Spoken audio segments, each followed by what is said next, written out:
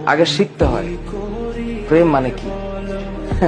তোর প্রেমের সঙ্গেই কেউ শিখায় নাই, আমি শিখাই দিই, মাথায় রাখিস।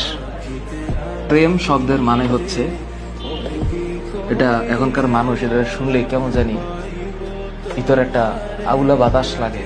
প্রেম শব্দের মানে হচ্ছে যত্ন। কেউ তোদের বলেছে? আজকে আমি বলে দিলাম, তার যত প্রেম তার যত্ন তত বেশি। আর এর সাথে আর একটা টুকুর করে একটা শব্দ মাঝখানে লাগিয়ে দিলেই খেলাটা অন্যভাবে ঘুরে যাবে।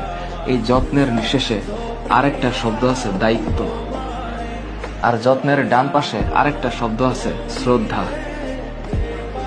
হ্যাঁ, আর যত্নের উপরের দিকে আরেকটা শব্দ আছে, এটার নাম হচ্ছে আরেকটা জিনিস। এটা মানে এটা এই সত্যতা, এটার নাম হচ্ছে প্রেম।